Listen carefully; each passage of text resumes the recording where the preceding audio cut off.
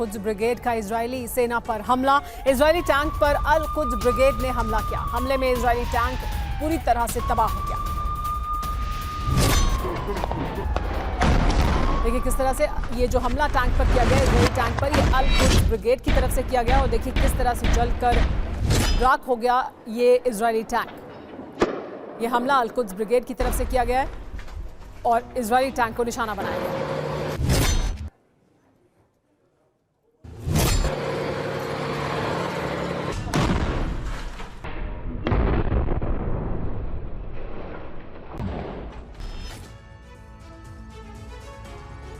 दक्षिणी गाजा में इजरायल के विध्वंसक हमले जारी हैं। हमास के कई कमांड सेंटर पूरी तरह से तबाह हो चुके हैं।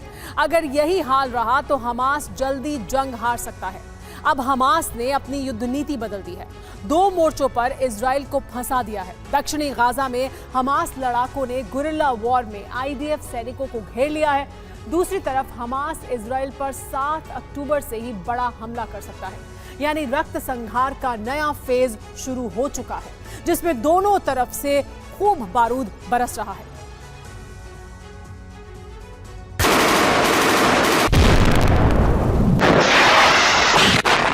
अल्लाहु अकबर वलिल्लाहिल हम्द।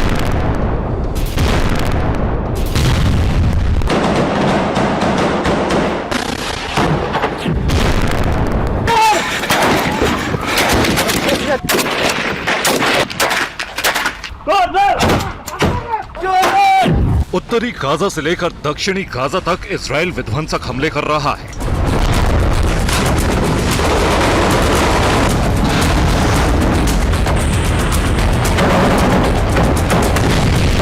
हमास के लड़ाके मारे जा रहे हैं।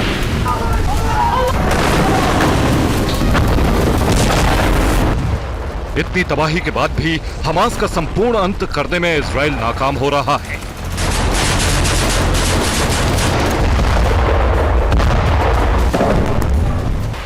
अब हमास ने बदला लेने के लिए एक नए प्लान पर काम शुरू कर दिया है।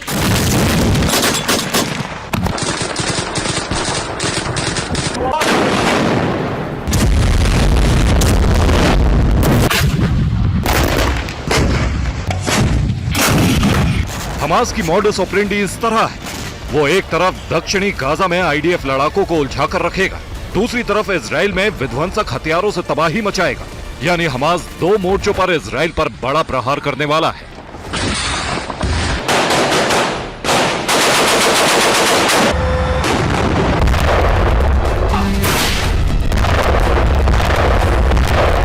और हमास ने रक्त संहार के नए फेज पर काम करना भी शुरू कर दिया है।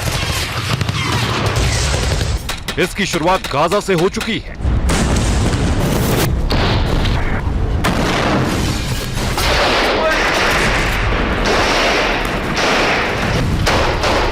खुद हमास ने वीडियो जारी करके अपने मंसूबे जाहिर कर दिए हैं। अल्लाहु अकबर वलिल्लाहिल हम्द। इस वीडियो में देखिए कैसे इजरायली सैनिकों पर हमास का लड़ाका रॉकेट दागता है। सैनिक एक घर के पास पहुंचते हैं, तभी एक खंडर हो चुके घर से रॉकेट दागा जाता है। तेज धमाका और आग की लपटों में इजरायली सैनिक खाक।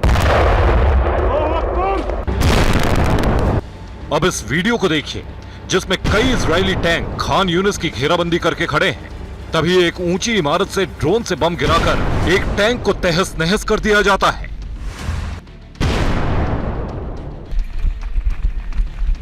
खान यूनिस के रिहायशी इलाकों में इजरायली सैनिक टैंक लेकर जा घुसे हैं, लेकिन हमास लड़ाकों को पकड़ नहीं पा रहे, जबकि हमास के लड़ाके छुप छुप कर निशाना बना रहे हैं।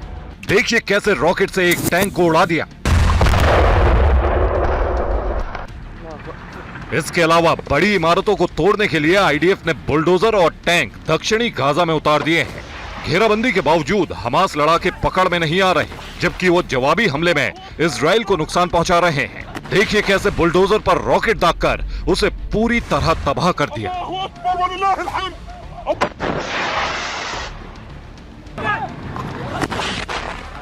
इजरायल के लिए युद्ध भस्मासुर साबित हो रहा है क्योंकि हमास लगातार उसे नुकसान पहुंचा रहा है।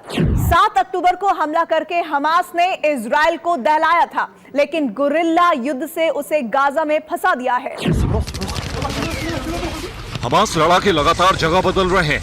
और इस बीच इजरायली सेना पर हमले भी कर रहे हैं। यानी हमास ने आईडीएफ को अर्बन वॉरफेयर में फंसा दिया है। हमास के लड़ाके हमला करते हैं और भाग जाते हैं। इसके अलावा आईडीएफ सैनिकों की घेराबंदी भी की जा रही है और फिर मौका मिलते ही घात लगाकर बैठे हमास लड़ाके सरप्राइज अटैक कर रहे हैं।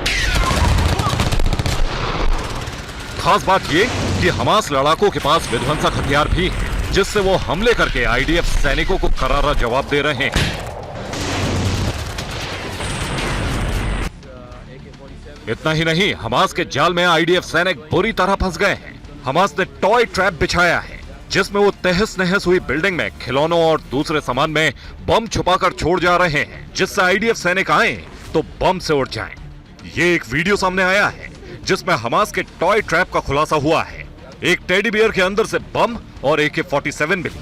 अगर आईडीएफ सैनिक ने गोली चलाई होती तो टेडी बियर में रखा बम फट सकता था।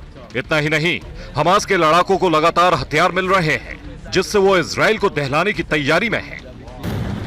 जबकि दक्षिणी गाजा में घेराबंदी करने आए इजरायली सैनिक खुद हमास के चक्रव्यूह में घिर गए हैं।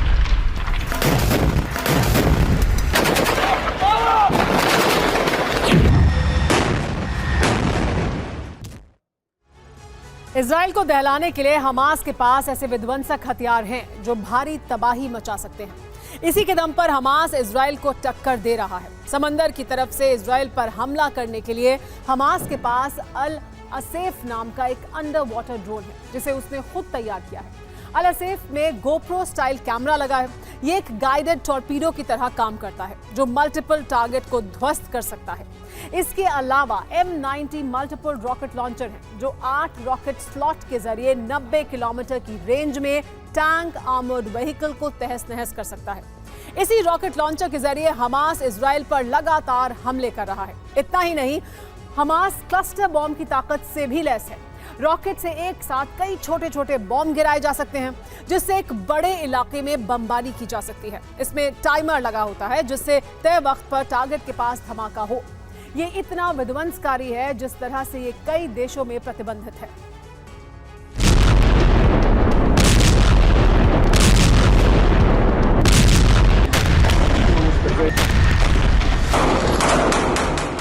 यानी इस दफा हमास 7 अक्टूबर से भी बड़ा हमला करने की तैयारी में है।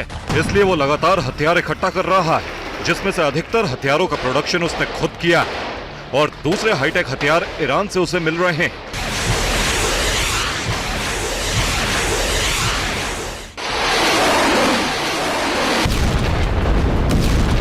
हमास की अल-अक्सा ब्रिगेड ने कई वीडियो जारी किए हैं, जिसमें विध्वंसक हथियारों को दिखाया गया है। विध्वंसकारी क्लस्टर बम और उसे दागने वाले रॉकेट का एक वीडियो सामने आया है, जो हमास के खौफनाक मंसूबे जाहिर कर रहा है। यही वो वीडियो है जिसमें M90 रॉकेट की बड़ी खेप दिखाई है, जिसमें रेगिस्तान में हमास का एक सैन्य बेस दिख रहा है, जहां एक साथ 5 M90 रॉकेट लॉन्चर तैनात हैं। फिर उसमें बारी बारी से रॉकेट लोड किए जाते हैं, जिसके बाद उसे इजराइल की दिशा में दागने की तैयारी की जाती है। इस वीडियो के जरिए हमास दिखाना चाहता है कि वह पहले से ज्यादा ताकतवर हो चुका है। वो कभी भी इजराइल को दहला सकता है। हमास की अल-कस्साम ब्रिगेड ने दावा भी किया है, पिछले 24 घंटे में हमने 21 इजरायली सैन्य वाहनों को तहस नहस कर दिया, जबकि सीज फायर के बाद से 180 मिलिट्री व्हीकल उड़ा दिए। हम इसी तरह गाजा में बमबारी का जवाब देते रहेंगे। अब हमारे पास अल यासीन की खेप भी पहुंच गई है। अल यासीन रॉकेट लॉन्चर का जिक्र अबू उबैदा ने किया है। दरअसल वो ईरान में बनाया है। जाहिर है ईरान से ही हमास को मिला है। इसी के दम पर हमास लड़ाके दक्षिणी गाजा में इजरायली सैनिकों पर ताबड़तोड़ हमले कर रहे हैं। पेंटागन की रिपोर्ट में दावा किया गया है कि हमास को ईरान से हथियार सप्लाई किए जा रहे हैं।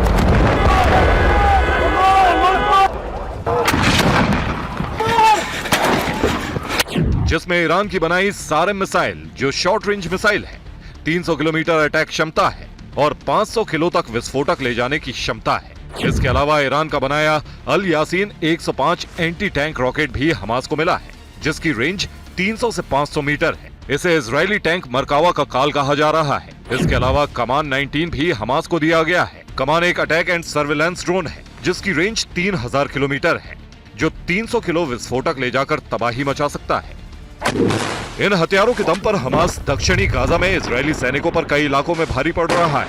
खासतौर से रिहायशी इलाकों में घुसे आईडीएफ सैनिक उनका मुकाबला नहीं कर पा रहे हैं, क्योंकि लोगों को ढाल बनाकर हमास लड़ाके हमला कर रहे हैं। कई दफा तो भीड़ में से रॉकेट दागे जाते हैं। हमास के इस युद्ध नीति के आगे इजराइल बेबस दिख रहा है। यही वजह है कि वो आग बबूला होकर बड़ी बड़ी इमारतों को जमींदोज कर रहा है। लेकिन जब तक हमला करता है तब तक हमास लड़ाके उस इमारत को छोड़कर किसी दूसरी जगह पहुंचकर आईडीएफ सैनिकों पर हमला कर देते हैं।